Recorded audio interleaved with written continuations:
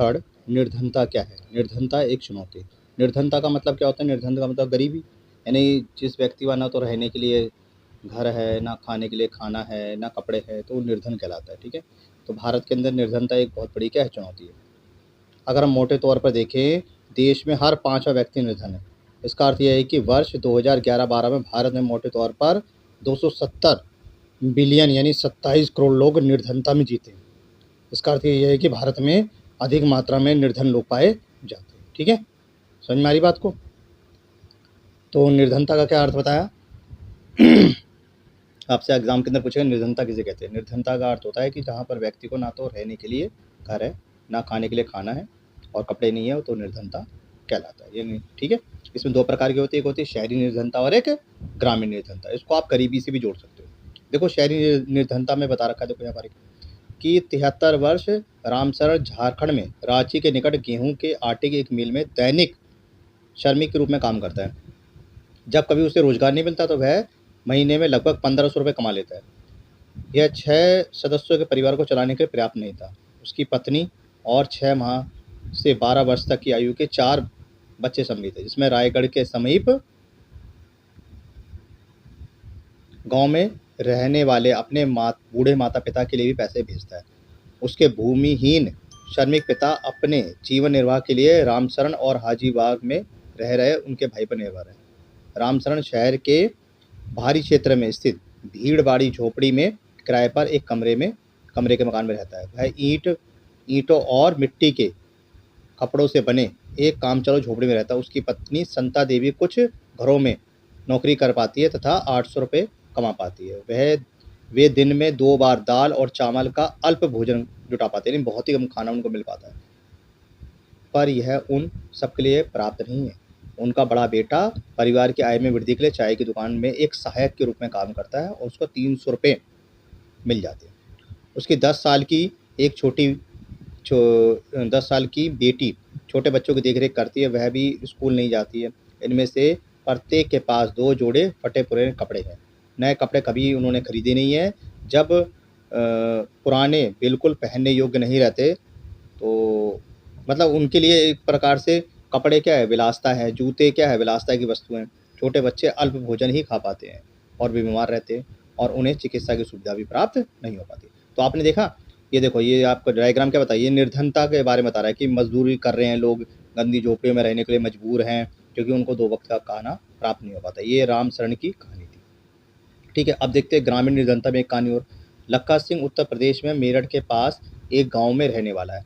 उसके परिवार के पास कोई भी भूमि नहीं है, इसलिए वह बड़े किसानों के लिए छोटे मोटे काम करता है। काम अनियमित है। अनियमित मतलब उनको डेली काम नहीं मिल पाता और आय भी वैसी ही है। कई बार उन्हें पूरे दिन की मेहनत के सिर्फ 50 रुपये ही मिल पाते हैं। लेकिन प्राय खेतों में पूरे दिन मेहनत करने के बाद उसे वस्तु के रूप में कुछ किलोग्राम गेहूँ, दाल या थोड़ी सब्जी मिल पाती है। 8 सदस्यों का परिवार हमेशा 2 वक्त का भोजन नहीं जुटा पाता। लक्का सिंह गांव के बाहर एक कच्ची झोपड़ी में रहता है। परिवार की महिलाएं पूरा दिन खेतों में चारा काटने और खेतों से जलाने की लकड़ी बीनने में गुजार देती है। उसके पिता जो एक तपेदिक यानी टीबी के क्या थे? मरीज थे। चिकित्सा के अभाव में 2 वर्ष पहले उनकी मृत्यु हो गई थी। उनकी माँ इसी बीमारी से ग्रस्त है। अब इसका परिवार भी धीरे धीरे इसी बीमारी में ग्रस्त होता जा रहा है। यद्यपि गांव में एक प्राथमिक विद्यालय है, लक्का सिंह वहाँ भी नहीं गया। उसे 10 वर्ष की उम्र से ही कमाना पड़ा था। नए कपड़े पहनना कुछ वर्षों में ही संभव हो पाया, यहाँ तक कि परिवार के लिए साबुन और तेल एक विलासिता की वस्तु है। तो ये पता लगता है निर्धनता क्या है। ठीक है, ये देखो डायग्राम बता रहा है, ये खेतों में काम करते हुए दिखा रखा है। निर्धनता के लिए अगर हम देखते हैं, देखो निर्धनता के सामने कौन कौन से मुद्दे हैं। पहला, भूमिहीनता, जमीन ना होना, बेरोजगारी होना, परिवार का आकार बड़ा होना, निरक्षरता यानी पढ़े लिखे ना होना, खराब खाना मिल पाना, ठीक है, खराब स्वास्थ्य हो गया, कुपोषण हो गया, बाल श्रम हो गया और असहायता। ठीक है, ये लक्का सिंह दिखा रखा है, लक्का सिंह की कहानी है। तो आपसे ऐसे ऐसे कहानी पूछ लेता है आमतौर पर। ठीक है, तो इसी प्रकार से निर्धनता पाई जाती है। समझ गए बच्चों? तो ऐसे आप बना के लिख लेना। अब आता असुरक्षा क्या है? निर्धनता के प्रति असुरक्षा एक माप है जो कुछ विशेष सदस्य, जैसे कि किसी पिछड़ी जाति के सदस्य या व्यक्तिगत, यदि कोई विधवा या शारीरिक रूप से विकलांग व्यक्ति के भावी वर्षों में निर्धन होने या निर्धन बने रहने की अधिक संभावना है। असुरक्षा का अर्थ है शिक्षा, स्वास्थ्य, रोजगार, अवसर के रूप में जीविका खोजने के लिए विभिन्न समुदाय के पास उपलब्ध विकल्पों में से। इसके अलावा उसका विश्लेषण प्राकृतिक आपदा जैसे भूकंप, सुनामी, आतंकवाद आदि समूह में इन समूह के समक्ष विद्यमान बड़े जोखिम के आधार पर किया जाता है। अतिरिक्त विश्लेषण उन जोखिम से निपटने की उसकी सामाजिक और आर्थिक क्षमता के आधार पर होता है। वास्तव में जब सभी लोगों के लिए बुरा समय आता है तो उनके पास कोई चारा नहीं रहता। जैसे बाढ़ आ गई, किसी की नौकरी छूट गई, ठीक है, समझ गए बच्चों? तो ये सारा क्या कहलाता है? निर्धनता कहलाती है। असुरक्षा कहलाता है। असुरक्षा का मतलब होता है कि लोगों को लगता है उनका जीवन क्या सुरक्षित नहीं। समझ गए? अब आता है निर्धनता रेखा क्या होती है। निर्धनता रेखा मतलब सरकार ने एक रेखा तय कर दी है, इसको निर्धनता रेखा कहते हैं। ऊपर वाले को बोलते हैं APL, नीचे वाले को बोलते हैं BPL। APL मतलब अबव पॉवर्टी लाइन, गरीबी रेखा से ऊपर, और BPL मतलब बिलो पॉवर्टी लाइन, गरीबी रेखा से नीचे, ठीक है। तो इसको निर्धनता कहा जाता है। तो भारत में निर्धनता क्या है? एक बहुत बड़ी चुनौती है, ठीक है। तो शहरी निर्धनता और क्या है, ग्रामीण निर्धनता, दो प्रकार की निर्धनता पाई जा रही है। व्यक्ति को पैसे नहीं मिल पा रहे, कुछ नहीं मिल पा रहे। अब आपसे पूछेगा NSSO क्या है। NSSO national sample survey organisation, क्या फुल फॉर्म मैंने बताई? नेशनल सर्वे, ठीक है, NSO नेशनल सर्वे, ठीक है, ऑर्गेनाइजेशन है, यानी राष्ट्रीय प्रतिदर्शन सर्वेक्षण संगठन, नेशनल सर्वे सैंपल सर्वे ऑर्गेनाइजेशन। ये कौन होते हैं? ये वो व्यक्ति होते हैं जो घर घर आकर क्या करते हैं? डाटा कलेक्ट करते हैं। सरकारी अधिकारी होते हैं, घर घर आकर डाटा कलेक्ट करते हैं और इन डाटा के आधार पर ये पता करते हैं कि भारत में कितने व्यक्ति निर्धन हैं, कितने व्यक्ति निर्धनता रेखा से नीचे हैं और कितने व्यक्ति निर्धनता रेखा से ऊपर। भारत में निर्धनता का निर्धारण करते समय जीवन निर्वाह के लिए खाद्य आवश्यक जैसे कपड़ा, जूते, ईंधन, प्रकाश, उनकी योग्यता, एजुकेशन, शिक्षा आदि का पर विचार किया जाता है। इससे पता लगता है कि व्यक्ति कितने निर्धन है, ठीक है। अब आता है निर्धनता के अनुमान। तो भारत सरकार क्या करती है? समय समय पर अनुमान लगाती है। भारत में निर्धनता अनुपात में वर्ष 1993-94 में लगभग 45% और वर्ष 2004-05 में 37.2% एक महत्वपूर्ण गिरावट आई है। वर्ष 2011-12 में निर्धनता रेखा के नीचे के निर्धनों का अनुपात अभी भी गिरकर 22% आ गया है। समझ गए? तो इससे पता लगता है कि भारत के अंदर क्या है, बहुत कम मात्रा, मतलब बहुत ज़्यादा मात्रा के अंदर क्या निर्धनता पाई जाती है, ठीक है। ये देखो डाटा है, इस डाटा के आधार पर आप अनुमान लगा सकते हो कि भारत के अंदर कितने व्यक्ति पाए जाते हैं। इसी प्रकार भारत के अंदर SC ST OBC वर्ग पाए जाते हैं, ठीक है, जिनको आगे ले आने की हमें कोशिश करनी चाहिए ताकि ये समाज के अंदर मुख्य धाराओं के अंदर अपना कार्य कर सके। अब आता असुरक्षित समूह क्या होता है? असुरक्षित समूह वो होते हैं जहाँ पर जो व्यक्ति को रोजगार प्राप्त नहीं हो पा रहा, उन्हें हमेशा डर बना रहता है कि उनकी नौकरी छूट जाएगी, ठीक है। तो ये देखो ये डाटा बता रखा है निर्धनता का, सामाजिक वर्ग तथा आर्थिक वर्ग में अंतर बता रखा है। अब ये देखो यहाँ पर क्या है, ये व्यक्ति क्या है? ये व्यक्ति बता रहा है कि मैं शहर में जाऊँगा, ठीक है, मैं शहर में पैसा प्राप्त नहीं कर पा रहा हूँ, इतनी अनियमित आय से मैं अपने बच्चों को कैसे स्कूल के अंदर भेजूँ। ये यानी कि गांव और शहर दोनों बता रखा है। देखो कितना बड़ा परिवार है और ये परिवार 2 वक्त की खाना भी प्राप्त नहीं कर पाता, ठीक है। अब हम पढ़ेंगे शिवरमन की कहानी। शिवरमन तमिलनाडु के कस्बे में एक छोटे से गांव में रहता है और ये हथकसा यानी बिजली घर में बने कपड़ों के लिए प्रसिद्ध है, ठीक है। गांव में 100 परिवार रहते हैं। शिवरमन मोची जाति का है। अब वह 150 रुपये प्रतिदिन के हिसाब से एक खेतियार मजदूर के रूप में कार्य करता है, लेकिन उसे यह काम वर्ष में मात्र 5 या 6 महीने ही मिल पाता है और अन्य समय वह गांव में छोटे मोटे काम कर पाता है। उसकी पत्नी शशिकला भी उसके साथ काम करती है, लेकिन इन दोनों उसे कभी कभार ही काम मिल पाता है। यदि मिलता भी है तो काम के लिए सिमरन को बहुत मेहनत करनी पड़ती है और उसे 100 रुपये प्रतिदिन ही मिल पाते हैं। परिवार में 8 सदस्य। सिमरन की 65 वर्ष की विधवा माँ बीमार है और प्रतिदिन के काम में उसकी सहायता करती है। उसकी 25 वर्ष की अविवाहित बहन है और उसके 4 बच्चे हैं। उसकी आयु 1 वर्ष से 16 वर्ष के बीच में है। इनमें से 3 लड़कियां हैं और एक छोटा बेटा है। कोई भी लड़की विद्यालय नहीं जाती। लड़कियों के लिए विद्यालय की पुस्तकें और वस्तुएं क्या है, विलासिता है और उनके मतलब उनके बस में, मतलब वो बाहर भी नहीं जा पाते, ठीक है। फिर भी और उनके पास इतना पैसा नहीं है कि वो अपने बच्चों की शादी कर पाए, ठीक है, और अपनी शिक्षा का खर्च भी नहीं उठा पाते हैं। उनकी माँ को अब जीने की कोई इच्छा नहीं है, वह मृत्यु की प्रतीक्षा कर रही है। उनकी बहन और सबसे छोटी लड़की घर का काम करती है। सिमरन अपने छोटे बेटे को बड़ा होने पर विद्यालय भेजना चाहती है। उसकी अविवाहित बहन की उसकी पत्नी के साथ नहीं बनती। शिशुकला उसे एक बोझ समझती है, लेकिन सिमरन धन की कमी के कारण उसके लिए कोई योग्य वर्ग नहीं ढूंढ पा रहा है। यद्यपि उसके परिवार को 2 जून की रोटी का प्रबंध करना कठिन हो पाता है। सिमरन मात्र अपने बेटे के लिए कभी कभार दूध खरीद पाता है। तो आपसे पता, इससे देख के आपको क्या पता लग रहा है कि कितने मात्रा में निर्धनता पाई जा रही है, ठीक है, समझ गए बच्चों। तो ऐसे ये स्टोरी मैं पढ़ रहा हूँ, इन स्टोरियों में से MCQ क्वेश्चन आ जाते हैं, इसलिए मैं आपको बता रहा हूँ ताकि आप वीडियो बार बार सुने। वीडियो सुनने से आपको बहुत ज़्यादा मात्रा में क्या होगा, फ़ायदा होगा।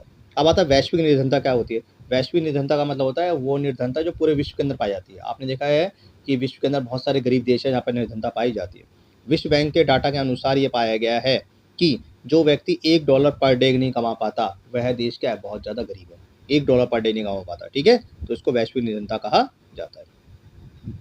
और अगर हम बातें दक्षिण एशिया में बात करते हैं, जैसे भारत हो गया, पाकिस्तान, श्रीलंका, नेपाल, बांग्लादेश, भूटान, अफगानिस्तान, मालदीव, यहाँ पर बड़े पैमाने पर क्या पाई जाती है, निर्धनता पाई जाती है, ठीक है। अब आता अंतर्राष्ट्रीय असमानता क्या होती है। भारत में निर्धनता का एक और पहलू और आयाम है।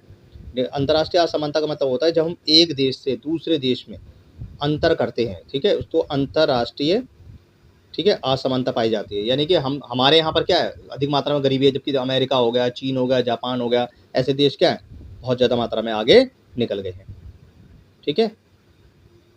और बढ़ती हुई जनसंख्या एक बहुत बड़ी चुनौती है भारत के लिए। ये देखो ये डाटा बता रहा है कि राज्यों का कि किन किन राज्यों के अंदर अधिक मात्रा के अंदर क्या पाए थे, निर्धनता पाई जा रही है। तो भारत सरकार द्वारा जारी किए गए ये क्या है, आंकड़े हैं। इन आंकड़ों से आप पता लगा सकते हो कि कहाँ पर निर्धनता कम है और कहाँ पर निर्धनता क्या है, ज़्यादा है, ठीक है। देखो केरल राज्य के अंदर बहुत कम है, 7.1 है। टोटल निर्धनता भारत के अंदर 21.9 है। और बिहार में देखो सबसे ज़्यादा निर्धनता किस में पाए थे, बिहार के अंदर पाए थे 33.7 क्या पाए थे, निर्धनता पाई जा रही है। तो सबसे कम कहाँ है, केरल में, और सबसे ज़्यादा कहाँ है, बिहार में। तो ऐसे पूछ लेगा आपसे डाटा के अंदर, ये डाटा दे देगा और इसमें पूछ लेगा आपसे, ठीक है। इसी प्रकार देखो अलग अलग देश का बता रखा है निर्धनता का। जैसे नाइजीरिया जो है वो 30.9 है, बांग्लादेश 9.6 है, भारत में 11.9 है। तो ये डाटा पता लगता है कि प्रतिदिन कितने व्यक्ति कितने डॉलर कमा पा रहे हैं, ठीक है, विश्व बैंक के आंकड़े ही इससे पता लगता है निर्धनता पाई जाती है। इसी प्रकार से ये ग्राफ है जिसमें दक्षिण एशिया हो गया, लैटिन अमेरिका हो गया और अन्य देशों का ग्राफ बता रखा है। और ये ग्राफ क्या शो कर रहा है, यह ग्राफ निर्धनता को बता रहा है। अब आता है निर्धनता के कारण क्या होते हैं। सबसे पहले निर्धनता का कारण क्या है, गरीबी, भुखमरी, काम प्राप्त नहीं हो पाना, काम करना चाहता परंतु काम मिल नहीं पा रहा है, ठीक है, नियमित मजदूरी ना मिल पाना। तो ये सारे क्या होते हैं, निर्धनता के कारण होते हैं।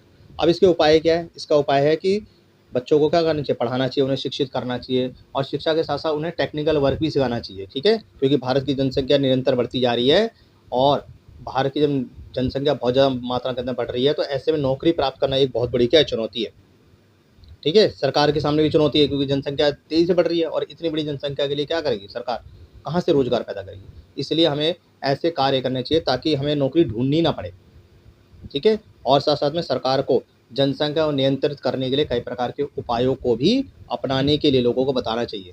जो सरकार ने नारा दिया, हम दो हमारे दो का नारा दिया, उसे इम्प्लीमेंट करना चाहिए, ठीक है। तो इस तरीके से हम निर्धनता को दूर कर सकते हैं। तो सही बच्चे इसको बना के लिख लो, बहुत आसान सा चैप्टर है, ज़्यादा मुश्किल चैप्टर नहीं है।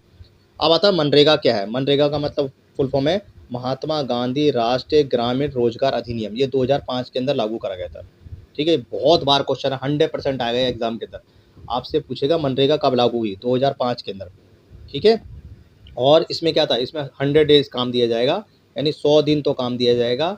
यदि सरकार 100 दिन काम नहीं देती है तो घर में बैठने का यानी बेरोजगारी भत्ता दिया जाएगा। इसको मनरेगा कहा जाता है। तो सभी बच्चे इसको अच्छी तरह नोट कर ले, 100% आएगा। मनरेगा क्या है, महात्मा गांधी राष्ट्रीय ग्रामीण रोजगार अधिनियम, ठीक है, महात्मा गांधी नेशनल रूरल, ठीक है, एम्प्लॉयमेंट गारंटी एक्ट, ठीक है, 2005 के अंदर लागू करा गया था। इसको मनरेगा कहा गया और इसमें 100 डेज काम दिया जाएगा, नहीं तो बेरोजगारी भत्ता दिया जाएगा। इसी प्रकार से सरकार ने कई सारी और योजनाएं चालू कर करके, जैसे कि अद्वितीय अन्न योजना हो गई, ठीक है, राष्ट्रीय रोजगार गारंटी अधिनियम हो गया, काम के बदले अनाज की योजनाओं की, इस प्रकार की कई योजनाएं सरकार ने चालू कर रखी है। अब आता है भावी चुनौती क्या है, सरकार के सामने क्या क्या चुनौती है। भारत में निर्धनता में बहुत बड़ी चुनौती है। एक तो जनसंख्या तेजी से बढ़ रही है, इतनी जनसंख्या के लिए हमें एजुकेशन देखना है, घर देखना है, ठीक है, पर कैपिटल इनकम को देखना है, रोजगार के साधन उपलब्ध कराने हैं, ये सारी चुनौतियाँ हैं।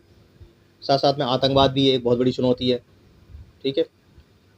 अब सरकार क्या काम कर रही है, इसके लिए सरकार प्राथमिक शिक्षा पे जोर दे रही है, तो ये सारी क्या चुनौती है। इसी प्रकार से सरकार ने प्रधानमंत्री रोजगार योजना, तो बहुत सारी योजनाएं आप देख लेना, ज़्यादा इसमें से आता नहीं है एग्जाम के अंदर। मनरेगा ही सबसे ज़्यादा क्या इंपॉर्टेंट था, जो मैंने आपको बता दिया। ये चैप्टर आपका खत्म हो गया और इसके जितने भी क्वेश्चन है इंपॉर्टेंट है। जैसे भारत में निर्धनता को आप कैसे दूर करेंगे, निर्धनता क्या एक चुनौती है, निर्धनता को कैसे हम दूर करने के कौन कौन से उपाय हैं, तो इस प्रकार के क्वेश्चन आपके एग्जाम के अंदर बहुत ज़्यादा मात्रा के अंदर आते हैं, ठीक है। देखो ये लास्ट वाला क्वेश्चन आ गया ना आपका, राष्ट्रीय ग्रामीण रोजगार गारंटी अधिनियम की मुख्य विशेषता बताओ। तो मैंने क्या बताया, इसमें 100 डेज काम मिलेगा, और अगर सरकार 100 डेज काम नहीं देगी तो बेरोजगारी भत्ता देगी। तो सरकार क्या काम करती है, सड़कें बनवा लेनी है, कुएँ खुदवा लेने हैं, साफ सफाई करवा लेनी है, प्राथमिक विश्वविद्यालय या प्राथमिक स्कूल वगैरह बनवाने, इस प्रकार की चीज़ें सरकार क्या करती है, गाँव के अंदर कर लेती है, ठीक है। ये आपका चैप्टर खत्म हो गया। आई होप आपको वीडियो पसंद आई होगी, ठीक है बच्चों। तो मिलते हैं आपसे एक नई वीडियो में जल्दी, ठीक है। Bye bye.